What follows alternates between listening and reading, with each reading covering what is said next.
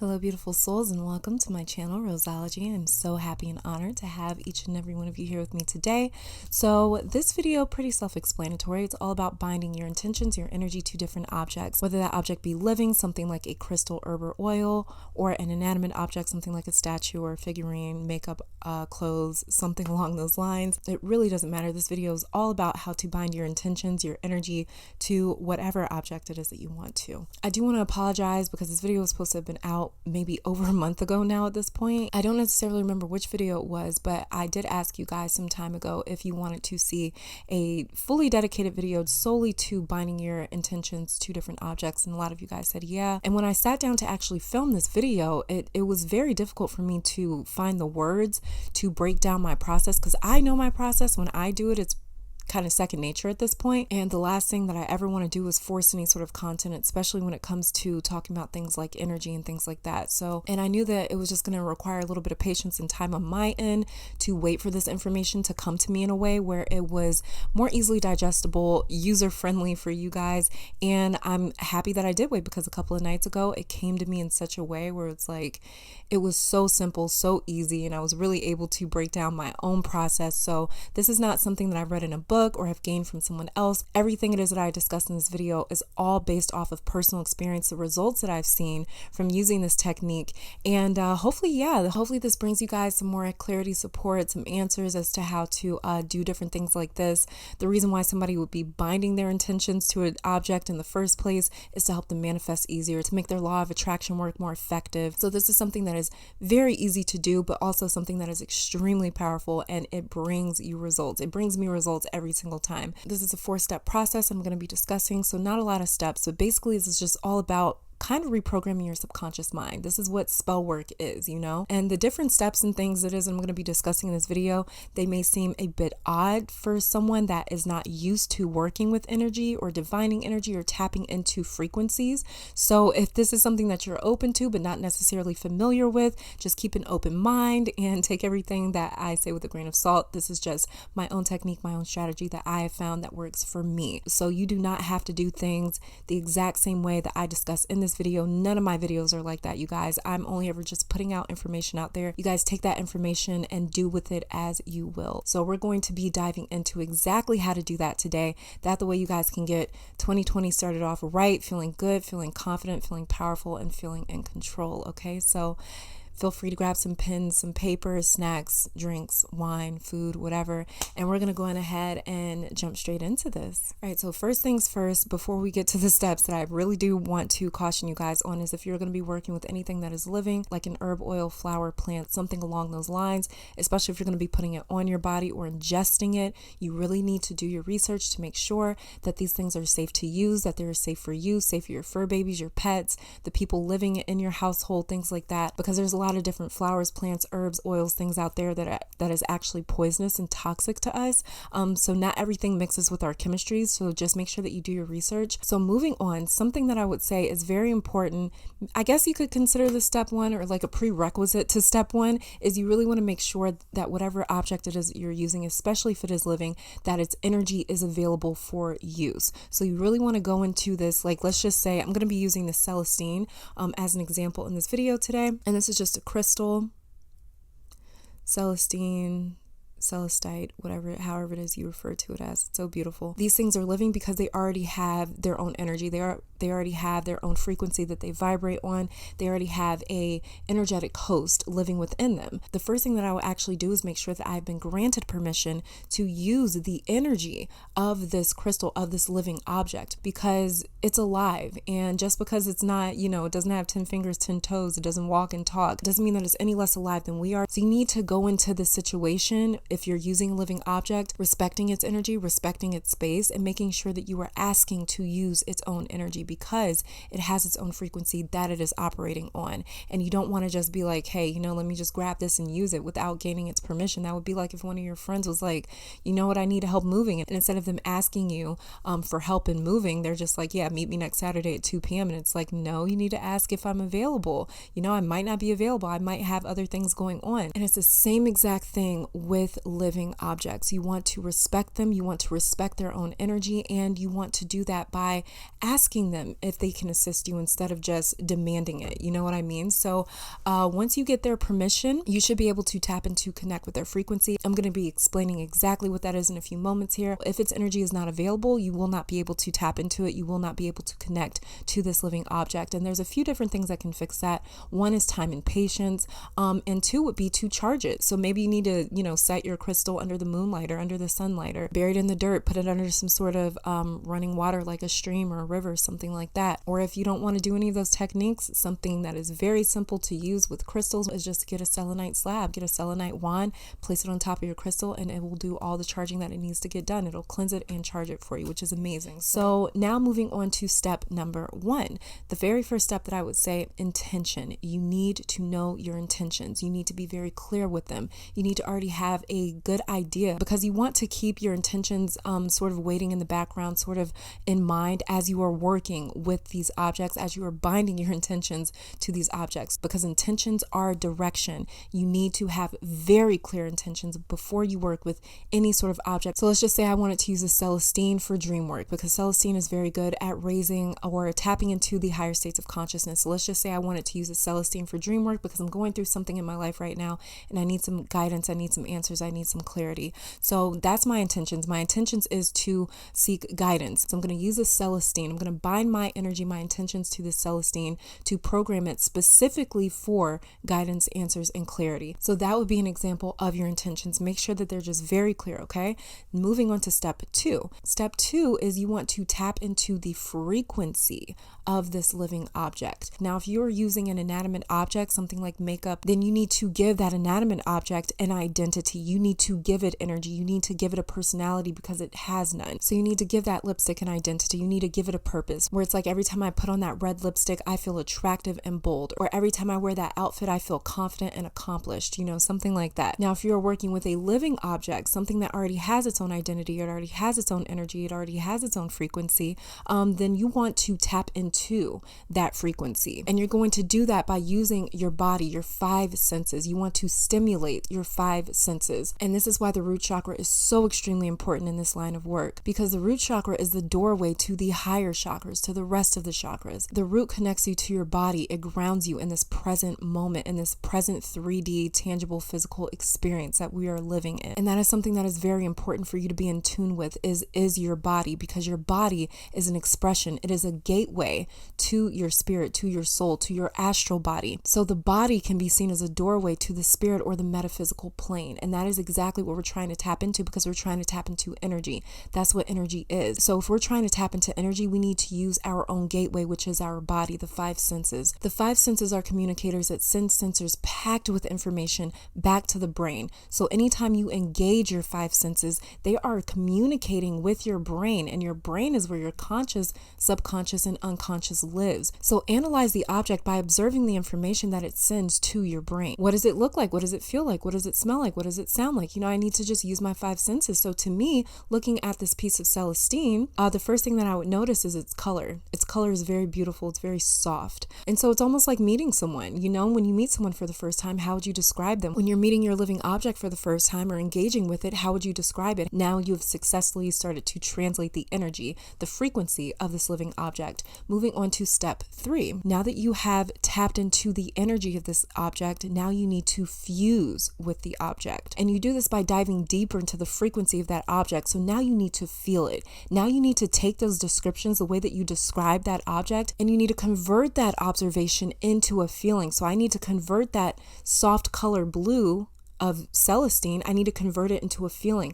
What does that soft color make me feel like? This soft color really makes me feel peaceful, tranquil, calm, quiet, still. It makes me feel a certain way. This opens up a conversation between you and this living object. Like I told you guys, this stuff is going to sound really weird if you're not used to tapping into frequencies. But this is basically sort of how it happens. So now you and the item are processing information between each other, back and forth between each other. So I want to dive even deeper into the way that it makes me feel. Okay, this color makes me feel relaxed. How relaxed do I feel? What about my being feels more relaxed? Is it I feel more mentally relaxed, more physically relaxed, emotionally relaxed? What is it exactly? I'm just going to keep keep diving deeper and deeper and deeper and deeper and deeper into that feeling. It's like meeting somebody for the first time and you guys are having a conversation. You keep asking them questions. Well, what do you do? Where are you from? What do you do for work? What do you do in your spare time? What are your hobbies?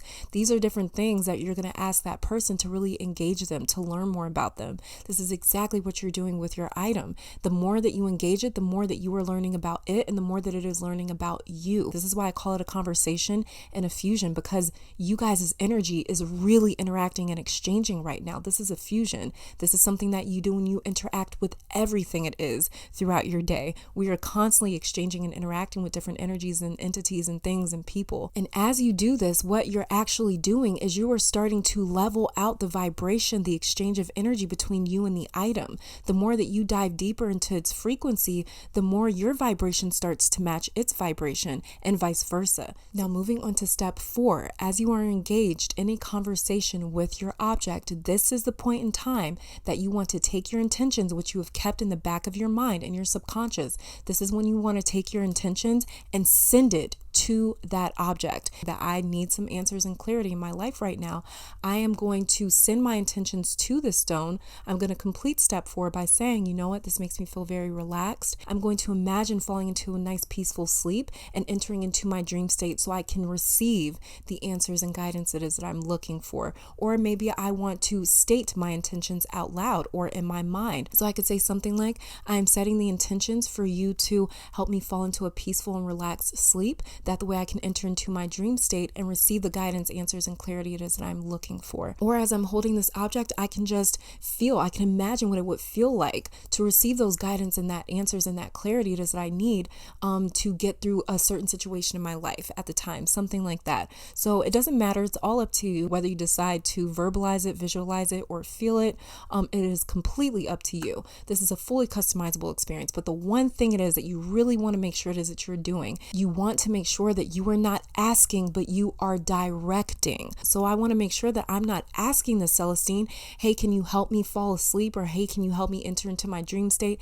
Hey, can you help me receive the answers and the guidance that I need? No, you don't want to ask, you want to direct. I set the intentions for you to help me fall into a peaceful sleep. That the way I can receive the guidance and the answers that I need. I am going to direct my energy to you, not ask. Like I said earlier in this video, you want to keep your intentions very clear in mind because your intentions are directions. You don't want to dominate the energy of this stone, of this living object either, but you want to collaborate with it. So you want to speak to your object like you would another human being because it's alive. It has living energy inside of it. Even if it's an inanimate object, you gave that inanimate object energy. You gave that inanimate object an identity. The reason why you don't want to ask is because asking can carry a tone with it of lack, because energy is committed to harmonizing with itself. So what you need to do is you need to set intentions that you want to see coming into your life, because when energy hears lack, it is going to match the vibration of lacking. So you want to make sure that you are setting intentions as though you already have it. There needs to be a confident tone when you are setting intentions, no matter what technique it is that you're using. The way you'd order a meal at a restaurant, you're going to order that meal with a certain confidence of like, I'm going to put in this order and I know that I can be expecting that meal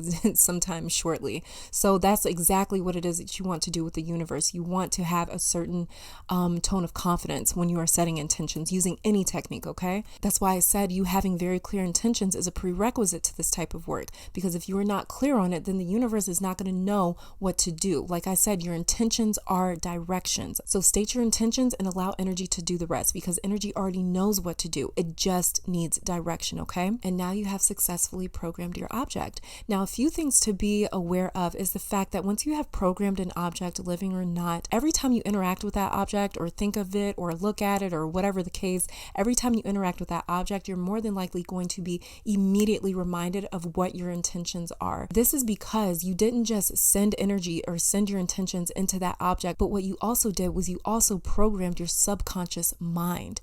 And this is how you know that you have successfully sent your intentions into an object. This is why it is referred to as a binding, because you have now bound your energy to this object. You use your own energy, your own life force energy which is something that we need to survive to exist. You offered something you needed to manifest something that you want. And anytime you offer or sacrifice your own life force energy, that gets spirits and energies attention. And that is because energy is drawn to direction. Like I've been saying, yang to yin, masculine to feminine, dark to light, order to chaos, death to life. Everything exists in a cycle of recycle. So energy is drawn to itself. It is drawn to harmonizing. It is drawn to cooperation. It is drawn to collaborating so that the way it can create. I say all the time up here on my channel that energy is currency to the spirit realm because we need our energy to survive, to exist. So your life force energy is literally like your soul's signature, and you fused your energy to an intention, and you fuse that intention into an object. So now you and this object are energetically linked.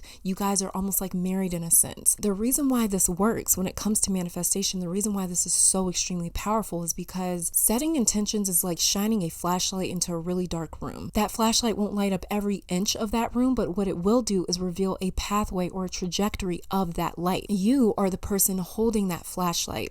Your intentions are the light emitting from that flashlight, and your goal is the object that that light is shining on. So when you have two flashlights shining on the same object, that object becomes even brighter. Light becomes even stronger. That intention becomes even stronger. So your intentions, which can be seen as the masculine counterpart, give energy that is existing, just sort of floating around in this womb space, which we can see as the feminine aspect of this. Your intentions are giving energy a direction, a purpose. This is the order given to chaos, because before your intentions came along, this energy was just sort of floating around and purposeless. It was directionless. It really didn't have anything to do. But your intentions came along as a vessel for that energy to channel into, to give that energy a direction, a purpose, to be able to materialize or to manifest into something tangible. So this is my theory on how this works and how it happens this way. So what to do after you've programmed your energy, you definitely want to show gratitude. Show gratitude to spirit, show gratitude to your objects, especially if it is a living object, is to use its energy towards something that's going to benefit the entire collective, because that living object is very aware, it's highly intelligent, and it is very aware of the fact that it is a part of a greater whole. It is a part of this collective. Even when you just have personal needs and wants, you seeking guidance and answers and clarity can also help benefit the collective, because maybe those answers will bring you a sense of peace, and more peace in your life means that you could be a better daughter, a better friend, a better mother, a better parent, a better person, and that could help somehow benefit the collective. So if you can find a way to sort of bridge back your intentions to helping the collective, that is going to be something that that living object is very happy to be a part of, basically. So when is the best time to use this method and how to use it? So you can use this programmed object however you want, whenever you want. This is fully customizable, like I was saying, but these living objects do have their own properties, meaning that they operate on their own frequency. So there are other frequencies out there that exist that can also match the vibration of this living object. Colors have their own frequency, days of the week, numbers, planets, sounds, seasons, months, zodiac signs, stars, comets, directions like north, south, east, west, elements like water, earth, fire, air, new moons, full moons, time, etc. Maybe I do something where I take this stone and I meditate with it on my throat chakra, and I do this on a Wednesday because Wednesday correlates with Mercury, and Mercury is all about communication. And maybe also I burn some blue candles, on the side, and do this at a certain time of day. And then at the same time, I can play some hertz or some music that correlates with the throat chakra, or that helps me fall into a state of lucid dreaming. This is fully customizable. You need to be the one that sets the tone and sets the atmosphere for how this works. Now, if you're using something like a herb mixture, something like that, you can put it inside of a mojo bag, and you can even put some crystals in there if you want, like I have here. And you can use different colors for the mojo bag, because colors, like I said, they also operate on their own vibrational frequency. Put it under your bed as you sleep, carry it around, put it under your pillow, behind a door, behind windowsills, whatever it is that you have. Like I said, the intention is the most important thing. So whatever it is your intention is, if it's something for like protection, then maybe you want to put it behind your windowsill or behind your door, under your bed. Maybe you want to sprinkle it in certain or different points of your house. Maybe you want to sprinkle it around your car, under your driver's seat, something like that. You can sprinkle some onto your food and bake it into your food. Please make sure that it is safe for you to consume. You should be doing this anyways, honestly, as you cook. If you're somebody that cooks a lot, you should definitely be cooking with intentions, honestly. Just take salt and pepper, for instance. Those are two of the most commonly used ingredients when we are cooking. Salt is highly protective, as well as pepper is. Salt is something that actually absorbs energy, and it acts as a barrier and a shield to keep certain energies out. So as you're cooking, you can be sprinkling some salt and saying, hey, you know, keep negative energies away from me, my family, my loved ones, my home, my finances, my career, my mind, my spirit, my energy, my heart, my body, whatever the case. Pepper, as you're using pepper is something that's also highly protective. It's used in crossing work. So as you consume this meal, that energy becomes even more infused into your own being. So you can use these herbs, like let's just say, you know, you took a few herbs and you can use it to like dress a candle or something like that, and then light the candle. Now let's just say that you've created something like an oil, and this is one of the oils I made some months ago, if you guys can see it. Yeah, this is an oil that I made some months ago, and I don't even remember what this one was for. Oh, yeah, this one was a good one. This one was a really good one. I'm not going to say what it's about because I still have it here to use. And let's just say you make an oil like this and you want to use it for attraction, for beauty. You want to feel more beautiful, something like that. It's not going to change the way that you actually look, but what it is going to do, like I said, is reprogram your subconscious mind so you see yourself as more beautiful. Because when you are operating on a certain vibrational frequency, like I said, energy is committed to harmonizing with itself. So whatever vibration you are emitting is what is going to come right back to you. So let's just say that you made this oil for like, you know, beauty or something like that. Then you could take this oil. So then maybe I would take like a dab of this oil and I would just like apply it to the back of my neck or something like that. That's going to make me feel more attractive, more confident, more beautiful, something along those lines. Or maybe, you know, you could dab a little bit of it on your wrist, or maybe a certain chakra point, something like that. You could put on all your chakra points. You can apply it before work, or, you know, or right before you go to sleep, or after a bath, or before a bath. I like to apply my oils at the same time of day every day. So I don't know, I noticed that it works a little bit more. So you can do this for one day, a week, just one event, a month, a year, until you run out. It's really all up to you for the rest of your life. It's completely customizable, you guys. I'm just throwing out some different ideas so you guys can see like, wow, you can really do anything here. You really, really can. This is the amazing thing about spirituality, is you make it work for you, basically. If I'm really trying to see some serious change, and I was when I made this other oil over here, I was trying to see a really big change in my life that had just been going on for years and years and years.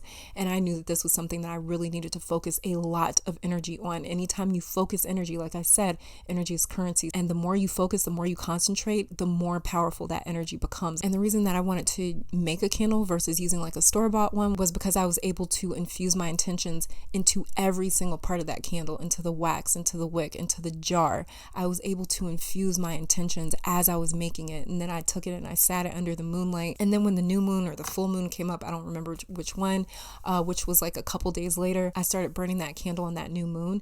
And I kept burning it every single day at the exact same time, while also applying that oil. I kept burning it every single day at the same time for an entire month. Because like I said, I was really trying to change something in my life. It really did work. So the more you concentrate or focus your energy on a certain intention, the stronger your intention becomes, the stronger your abilities become, the stronger your manifesting muscles, I guess you could call them, refer to them as, the stronger those things become, okay? So basically that wraps up this video. I believe that I touched on everything. I hope I did. If I didn't, I'll leave it in the description box for you guys. If there's any of you guys out there that have any sort of strategies or techniques that you guys use when it comes to binding your intentions, your energy to different objects, or if you guys have any sort of questions, concerns, comments, video requests, feel free to leave them in the comments down below, and I will try to get to as many of them as possible. But I pray that this video brought you guys some love, support, clarity, and strength. Hopefully you all come back to visit me sometime soon, and until next time, you guys stay safe, stay blessed, keep conquering the world, and I'll be back later, all right? Bye guys.